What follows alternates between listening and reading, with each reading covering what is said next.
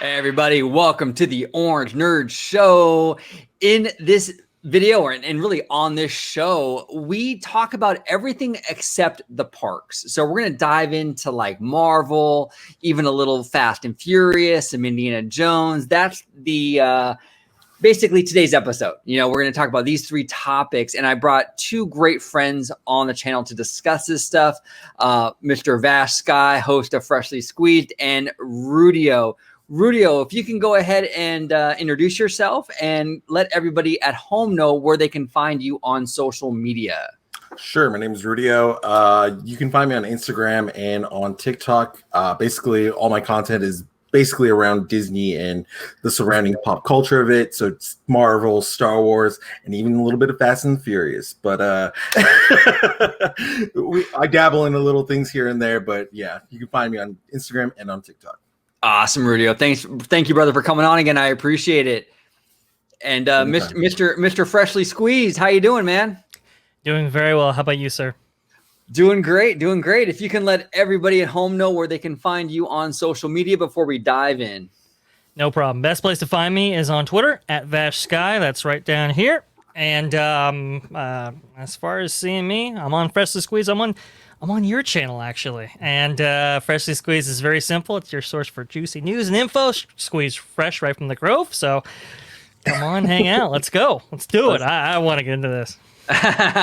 Perfect. So let's discuss our first topic of the day, which is going to be that WandaVision end credits scene change that like completely blew up the internet a few days ago. I'm going to go ahead and bring up this article from, give me 1 second here, from Slash Film. So this is the big kerfuffle. I guess there were some changes that occurred with the end credit scene to WandaVision, and a really eagle eye fan noticed this. I would have never come across this. No. But I guess they changed this scene at the very end where people saw, like, after the change, I guess they saw like an object. You can see it here where it was like moving down the hill. And people speculated that maybe this is Doctor Strange and kind of like hinting, it was like an Easter egg, kind of hinting that this is going to kind of segue into Doctor Strange 2. Rudio, I'm going to start with you first. What are your thoughts on this end credit scene change? Do you think it's much ado about nothing? Do you think it's something? What are your feelings on it, man? It kind of goes both ways. Like the fact that it was on a random Sunday afternoon in which this was found, and then people started discovering it throughout the night. And then I went up just to double check, and sure enough, it was there. The trees were a little bit. They added more trees, and they brightened the trees or darkened some of them. And then that figure came down the hill just as you described. And then I was looking at it just to see, because I have a pretty good display in my living room, just to kind of make out what it is. And a lot of people were speculating it was White Vision, or maybe it's Doctor Strange, a figure of Doctor Strange. And then I don't know if you guys also noticed in the end credits for the music portion, they do list the Doctor Strange theme music at the end of the credits. So I was kind of like, oh my God, they're actually going back and they're revising what would be the WandaVision ending. But in the back of my mind, I'm like, oh, this could be just a quick edit, but why go back in the middle of July or the end of June, I should say, and edit the end of WandaVision? Why would they do that? Yeah, you bring up an interesting point. Yeah. I mean, like, and it would be something that if they were to do that and try to give us some sort of hint as the future, that would be a weird way of doing it, because who knows if anyone would even ever notice it, Exactly. So it's kind of strange. Dre, what are your thoughts on this, man? Yeah, I mean, initially when I saw that, it was completely bizarre. I mean, usually these things are, they're so well edited, they're so well kind of polished and so forth before they even hit air that, this was a real strange one, and I think it speaks to how maybe late in the production that they were to get this thing out of here. I've heard, various kind of opinions about the last episode, and maybe visual effects and so forth, and maybe they just were crunched for time and decided to go back in there and change a few things. This is very, very interesting. Yeah, it is. I'm torn on it. Because I did see Rudio, you sent us a video showing that, like, I guess it might have been like a basically like a polishing up of some of the lighting on the scene before this, and I guess it kind of transposed or transferred to this scene, and that's what you're seeing here is that lighting effect. I guess when they were cleaning it up, it transferred over, and that's why you're seeing that kind of glimmer or blur along the hill. Makes sense. But then again, Marvel also does love to give the fans these little Easter eggs and this fun little stuff. So I wouldn't put it past them to do something like this. Although historically in the past, when it comes to Marvel, Kevin Feige's not really shy with these end credit scenes. I mean, like, even like early on in the MCU, like he would throw Thanos, in these end credit scenes. And it was like literally Thanos just sitting on a throne. Like, part of me is like, if Feige wanted to have Strange at the end of WandaVision, I think he would be more obvious about it. Like, just show him, But who knows? Who knows? Maybe he wants to have that level of mystery to it, that layer of like, hey, maybe not. I don't know. It is interesting though. We'll see what happens. I mean, it's kind of weird how this all.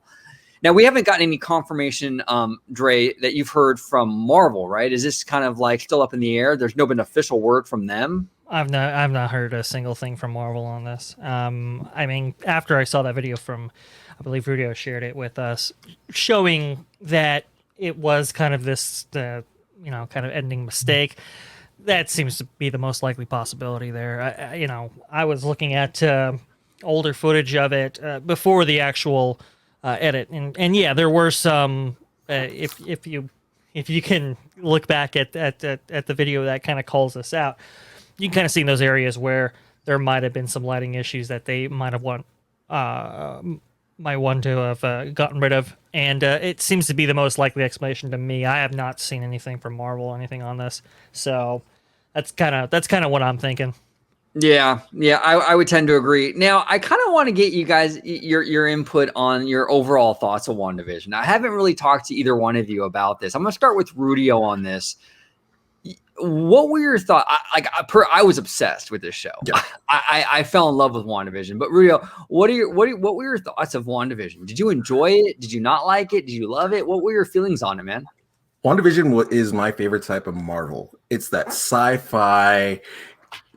Let's get into the Easter eggs. Let's get into the theory. The fact it was event viewing. Like, I love Mandalorian, but I was not so much into it as I was WandaVision, where I was staying up Thursday night, midnight every week, because it was event viewing. And also my timeline is filled with spoilers by the time it's 4 a.m. or 7 a.m.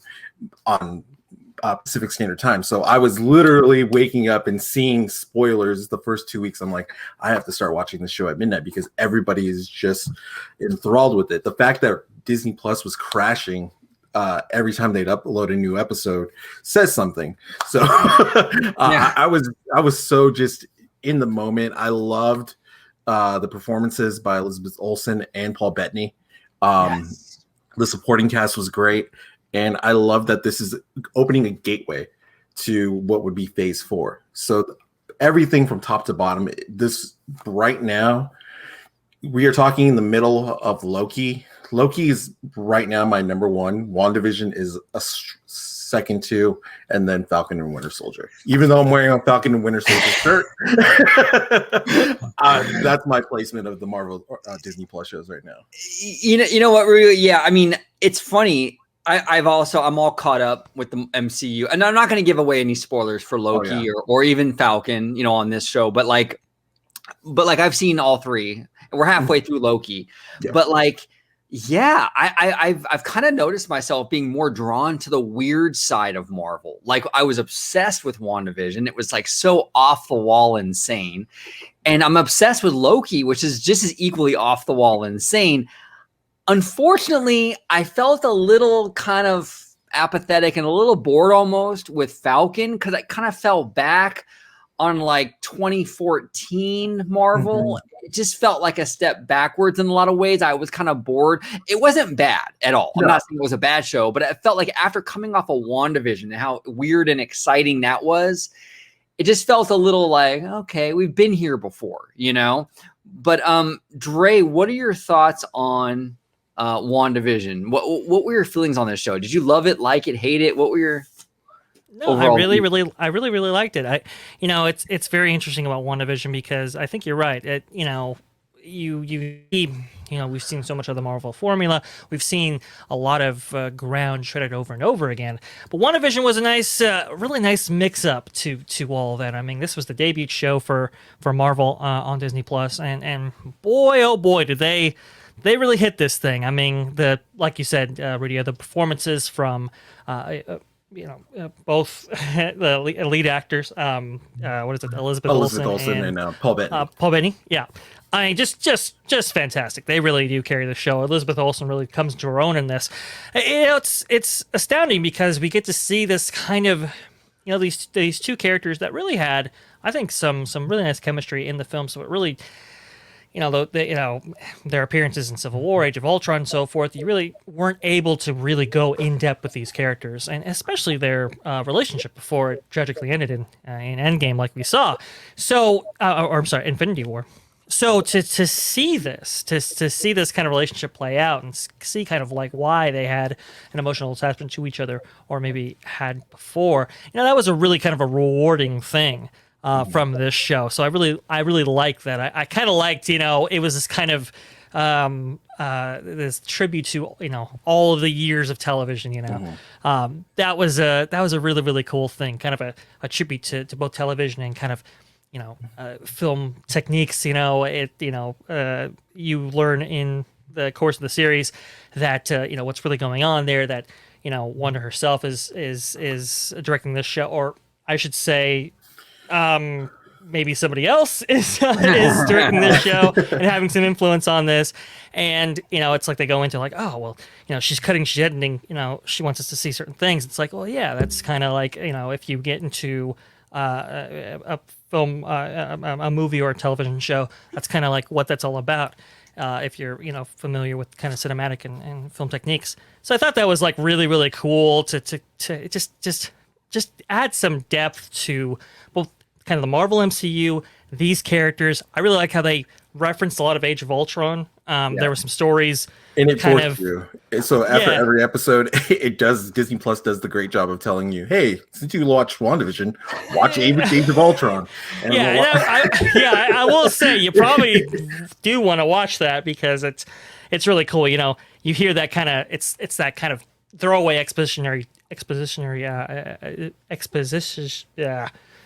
You know what I mean? It's that dialogue between that sets up the exposition, but it's also kind of a it sets up the kind of character of the twins with Ultron there, and they go over their story, and to see that play out in the series was really rewarding. The ending was the climax is hit or miss. I think that's kind of one of the weaker aspects of it, but overall I had a great time, and I really enjoyed myself. The brilliance of WandaVision, in my opinion, is that at face value, when I heard the concept for this show, Wanda and Vision getting like a sitcom style show, I'm like, this is stupid. This is not going to work. What are they doing, right? But then you watch it, and then I started to think about it more and more and more, and then it became really kind of not even just an okay concept, a genius concept. Because if you look at the American sitcom, you see a lot of this kind of dynamic in these sitcoms, whether it be I Dream of Jeannie, right? With the astronaut and the genie, and they're like, it's a weird dynamic there. Okay. Lucy and Ricky and I Love Lucy. Yeah, exactly. Lucy and Ricky, or Vicky the robot in Small Wonder, where these parents make a robot child, or Alf, an alien living with a family. They're weird concepts, and the idea of this woman living with this AI robot sounds bizarre, but really, when it comes to sitcoms, that's par for the course. I mean, that's what the American sitcom was all about. These weird concepts. It worked so brilliantly on that level, I think. Yeah. And when I first heard about it, it was like kind of taking you through these transitionary periods in television history. It's like, that would really work with somebody like Wanda, who was already, putting visions in people's heads. Speaking of vision. So it was par for the course. It was like, okay, this is a natural kind of thing. So I kind of got it even when I heard about it. And then, upon hearing about it some more from people who have actually seen it and then seeing it myself, it was really special. In fact, I was looking at the Google Trend history of the shows, and this is definitely like the most popular one of all the three Marvel series that have come out. So it really resonated with fans. Interesting. Fantastic show. I absolutely loved it. Let's segue now, though, to our next topic, which is Indiana Jones 5. We have a lot of news in regards to this upcoming Indiana Jones movie. Dre, I'm going to start with you, because there's been a lot of stuff coming out in regards to this, between Harrison Ford getting hurt on the set and possible de-aging of Harrison Ford and all kinds of stuff. What are your feelings on the overall status of this production right now?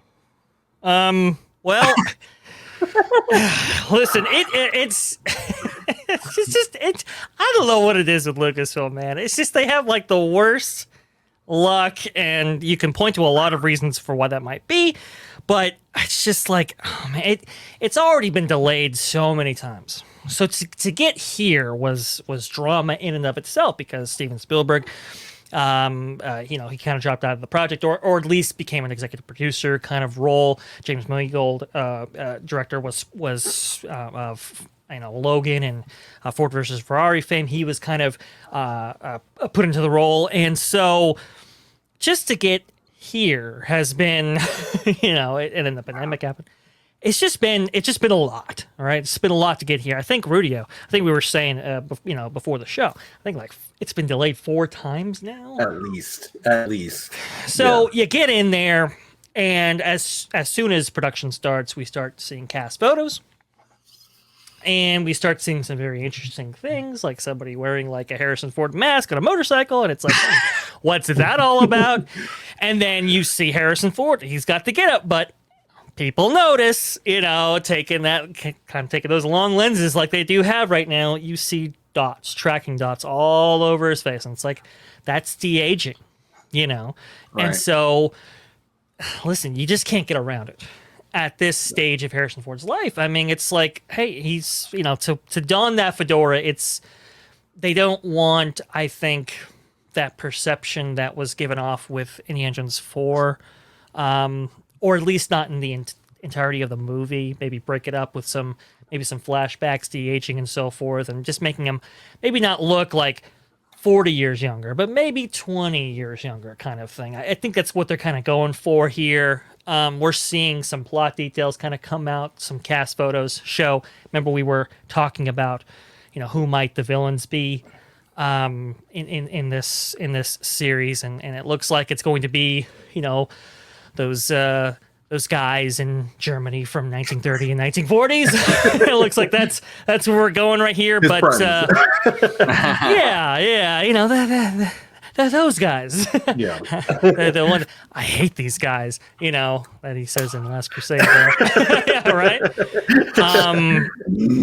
But that's what takes us to the latest story that comes out here. So I don't know if you guys can hear that.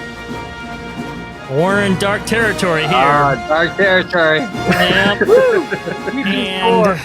oh, man. So I play that because, as you know, that's the iconic theme given to the Temple of Doom movie that came out in the 1980s. Prequel to Raiders of the Lost Ark, as we know, but that movie's infamous for Harrison Ford, and why we're speaking about it, because he ruptured 2 discs in his back while in Sri Lanka on elephants.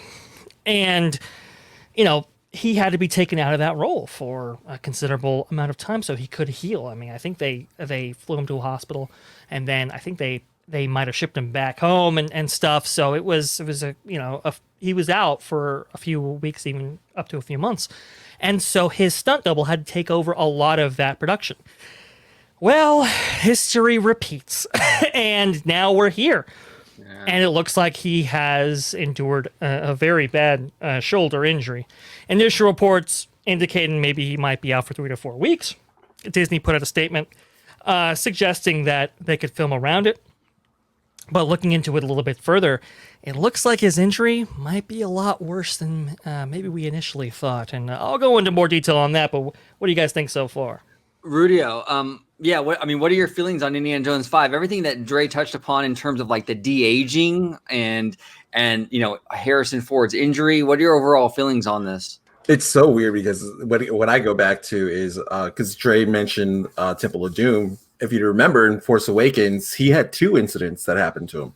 The plane crash where he was involved with that, and then also the Millennium Falcon incident. I very vague. I think he fall through something, or like he got his. I don't know. I can't remember exactly what happened. From what I understand, it was a freak accident involving a hydraulic door, and the production company who actually produced the Falcon for that production was actually. They were taken to court by the British authorities on that, and actually had to pay a fine of $1.6 million for because through their investigation, they found out that somebody could have got killed.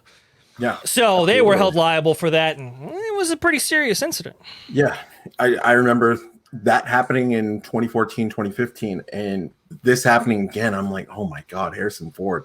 And the fact that this movie has been delayed 4 or 5 times, and mentioning the dots and the de-aging, that's a process. I don't know if you guys remember when Netflix was producing and making The Irishman, Martin Scorsese took, I want to say 2 years for that de-aging. Mind you, that movie was completely de-aging Robert De Niro, many other actors in that film, but it took time to do that. So the fact that they're going to and doing this process, and we're looking at a 2022, 2023 release date, it's going to take some time to do that technology or run that and make it look smooth as it can be. So. And if they can make it look anything, which I absolutely loved The Irishman. I mean, maybe it's the Italian in me. I don't know. But I absolutely love that movie. But that movie, they did a really good job. I mean, in terms of that de-aging on him, I thought it was fantastic. I hope they take, like you said, Rudio, I hope they take that same level of care. This is Indiana Jones. I mean, you got to go. This is top notch. Yeah, this is Lucasfilm.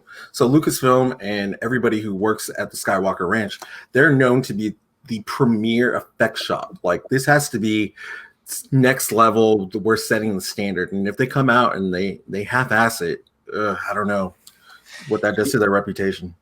It's going to be bad, especially coming off of Crystal Skull, which wasn't that well received with critics or fans. If they come into this one, Indy 5, and the de-aging is terrible and it's kind of like a cringy movie, that's not good. That's not good. I wanted to ask you guys your opinion on the future of the Indiana Jones franchise. So we're going to get Indy 5, obviously. That's going to come out eventually. Whether it's delayed or not, we're still going to end up getting it ultimately. But Indiana Jones is a big franchise.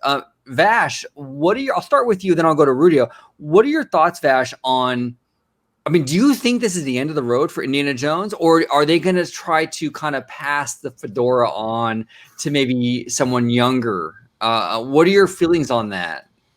I think the thing about the Indiana Jones franchise is it really is invariably tied to the character, not only the character of Indiana Jones, similar to James Bond, but particularly Harrison Ford. And so it's going to be very, very interesting to see, how they deal with this going forward. We've had conversations about this before, and in my personal opinion, I think the best route to go forward is to do like a younger Indiana Jones series. That dives into like what we saw from the actual Young Indiana Jones series, but kind of modernize it up and maybe introduce some new canon and so forth. I think that's like the best way to go. If you just start handing off the fedora for other people, I don't think that will sell nearly as well. Yeah. Yeah, Rudy, what are your thoughts, man? The future of Indiana Jones, where are we going with this? I think it's telling based off of what we saw, unfortunately, with Solo. I mean, people were we love Han Solo as the character. And when that movie was released, just because it didn't have Harrison Ford, it didn't hit as hard as it should have. I loved Solo. Solo was a good Star Wars story. But the fact that I was missing that charm and the charisma that Harrison Ford brings to that character says something. And so there's always been that internet rumor of either Chris Pratt or Chris Pine, any of the Chris's filling the shoes of Harrison Ford in the Indiana Jones series. But I mean, the next movie is going to be telling whether people are so much going to be, I don't know, if they're still engaged with Indiana Jones. I still love Indiana Jones, and the popularity of the ride when I go to the parks, you can see that people love the character. And people love whenever there's an anniversary or there's new Indiana Jones merch out. So there's still a draw for it. It's just depending on how they execute this next movie. Yeah, absolutely. Speaking on the next movie, I just want to go ahead and clear up some things. There's been 2 incidents that have me kind of concerned. Expanding upon the injury incident, they're saying that he might be out anywhere from 6 to 8 weeks to maybe up to 3 months. Wow. I'm still trying to determine which one of those is true. Look, James Mangold recently came out and said, hey, we're still shooting. It's like, for how long? I mean, you just can't have your lead actor out for this long. Now, for a 78-year-old... He's not spring chicken. He's not spring chicken. He's not LeBron James. He's not. I mean, he's up there. I will say he's in very good shape for his age. No question. So that will help him tremendously. But it's gonna be quite difficult, and it's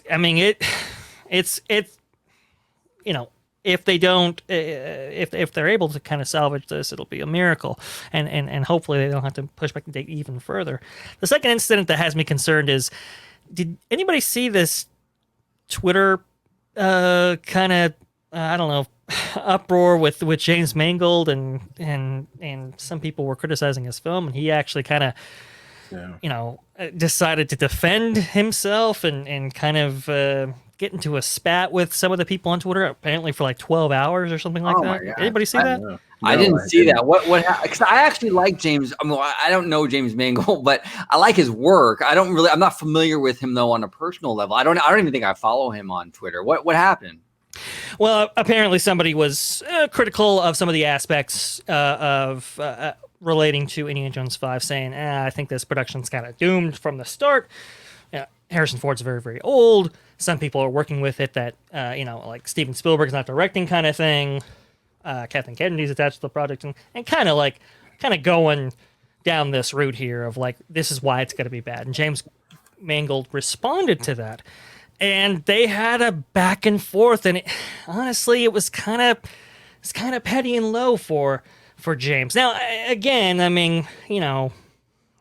guess people can have their opinions, but it's just one of those things. It's like, why are you getting into the mud with these people? Like, what are you doing? Like, just like concentrate on the work. It's just, it's kind of disheartening. Yeah, well, that's the gift and the curse of social media and platforms like Twitter. It's the gift is that you have direct communication with your idols, with people that are making these blockbuster films like we've never had before. Growing up in the 80s and 90s, we never had that. You never had the opportunity to talk to Steven Spielberg or a director like James Mangold. Now you do. But with that blessing comes the curse, which is like, now you can get into, like you said, back and forth with these people. And a lot of times fans and even the creators, that it gets ugly, it gets really, really ugly. Rudio, have you heard anything of this James Mangold Twitter exchange or?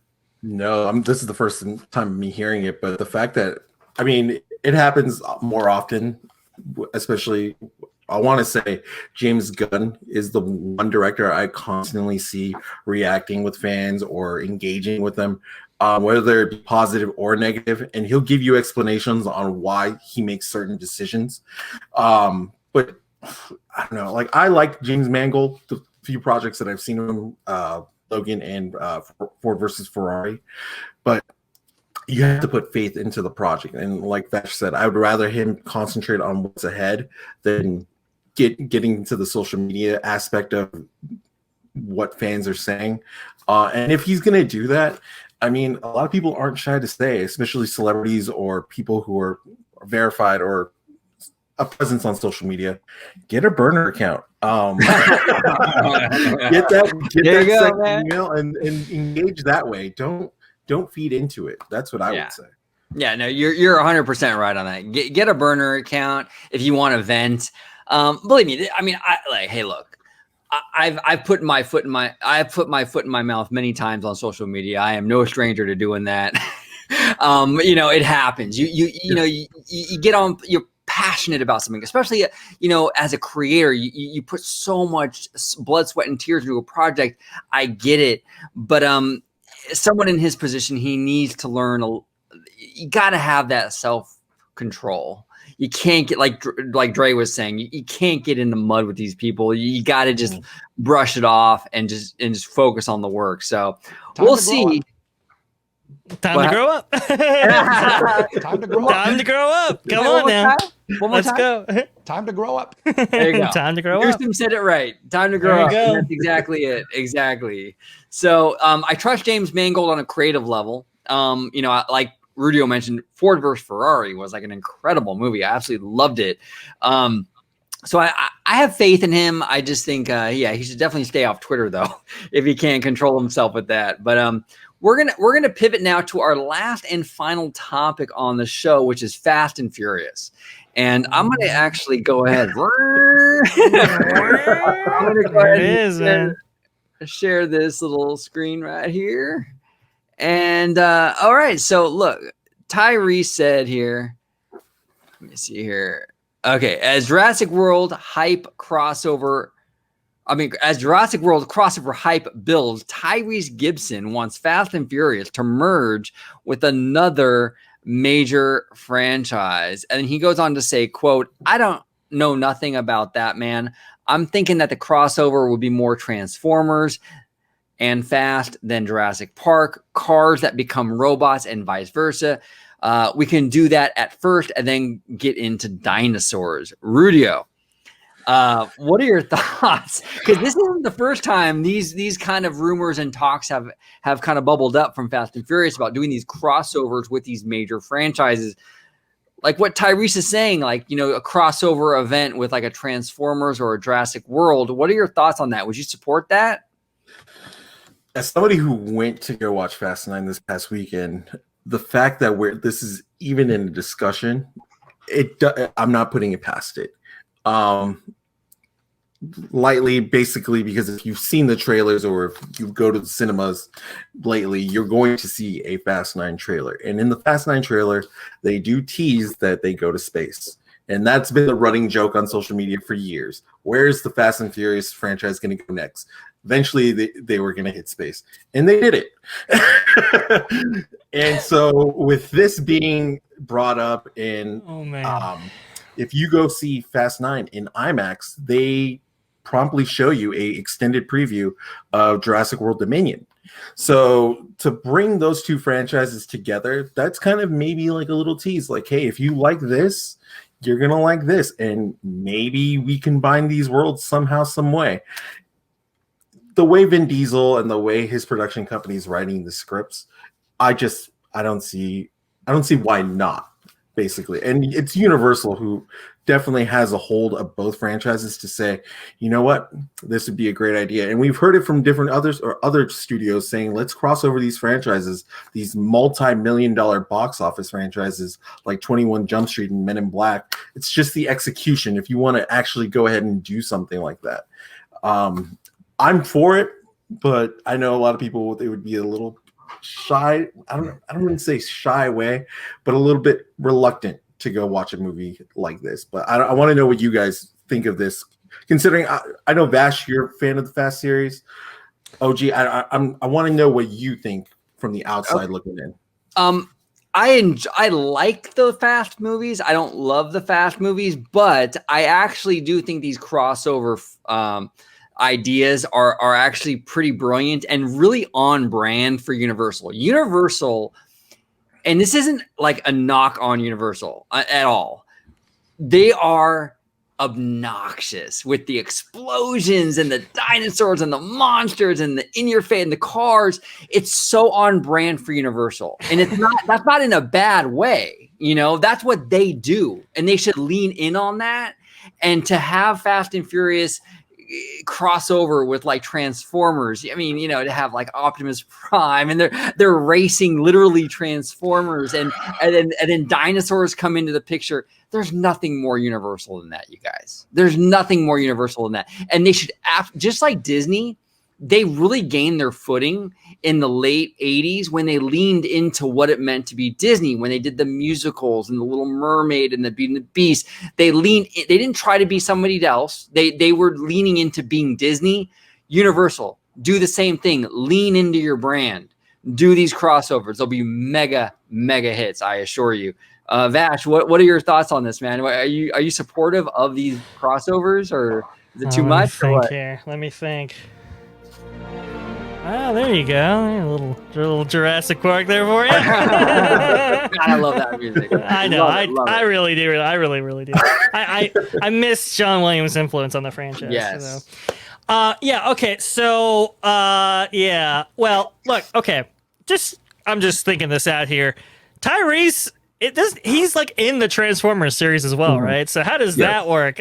Like, are the two Tyrese's twins? Like, Transformers is Paramount, so I don't know why he would think Transformers could cross over to Jurassic in Fast and Furious, but right. I was just going there. Like, does he double dip now from both studios?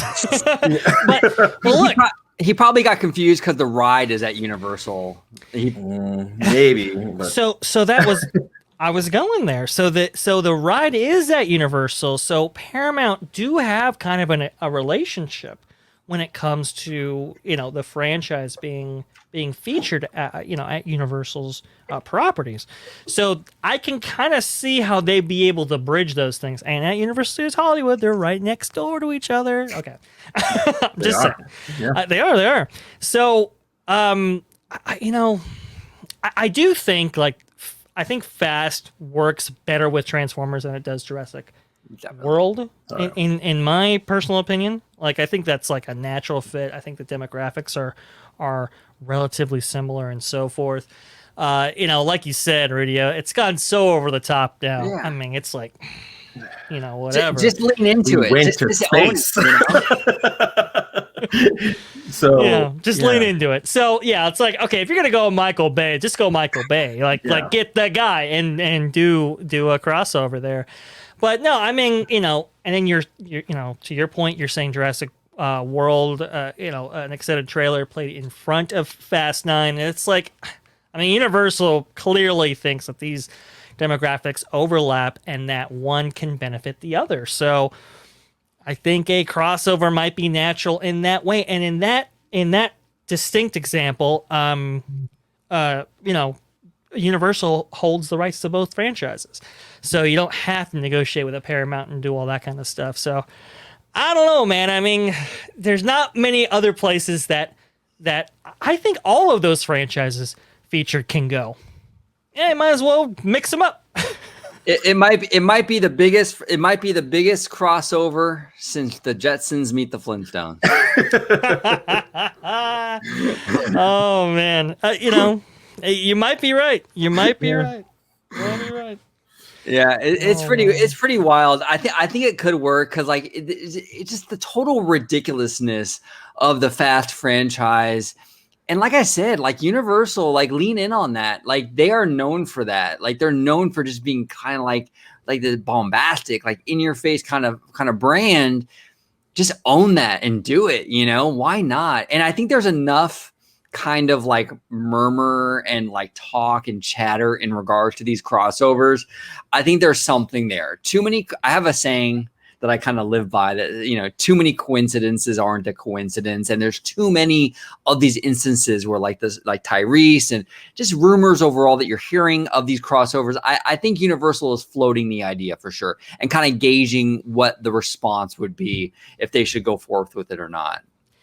Now, Rudio, real quickly, I know we have a hard out here, but if you can give us your opinion of what you thought of Fast 9, just for our audience here. I mean, I love the Fast and Furious franchise. I was there day one of the opening movie back in 2001, and to go to see what these movies have become, it's just ridiculous. I liked Fast 9.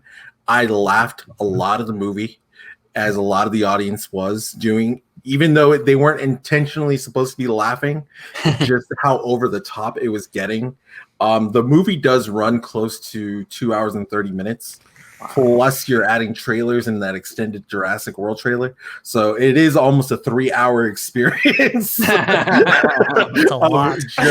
Of just crazy nonsense.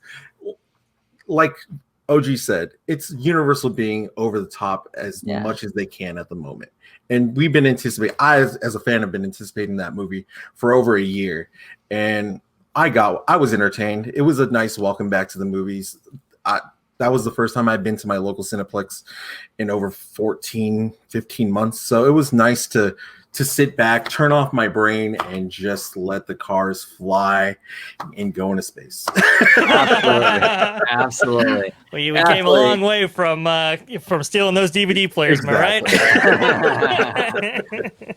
Well, thank you both for coming on. I really do appreciate it. And this concludes another episode of the Orange Nerd Show. So I'm going to close out the show. We'll start off with Rudio. Rudio, if you can let everybody at home, remind everybody where they can find you on social media. Sure. You guys can find me on Instagram and on TikTok at Rudio. I'm going to try to be on the show as often as I can, just talk to you guys about Disney. And I mean, hopefully Vash we can get some Falcon and Winter Soldier and Loki in there. So I'm excited to see what he thinks of these shows as well. Absolutely. Yes. We will definitely have you on more for Orange Nerd and the parks and all that good stuff. And Vash, if you can let everyone know to close it out, where they can find you on social media. Best place to find me is on at Vash Sky. It's right here on Twitter. Best place to interact with me. To watch me, I'm on Freshly Squeezed, your channel, which, by the way, subscribe, give this video a like. Really, really helps us out. And please comment below and tell us how you feel about all these things. So that's all I got to say. Go ahead. Roll us on out there, OG. Thank you, fellas, and thank you all for watching. And as you heard the gentleman, like, subscribe, comment below. What do you think about Indiana Jones 5? What do you think about Fast and Furious crossing over with Transformers and Jurassic World? And what do you think about WandaVision and that end credit scene? We'd love to hear from you. Thank you all so much for watching, and have a wonderful, wonderful day. Bye-bye.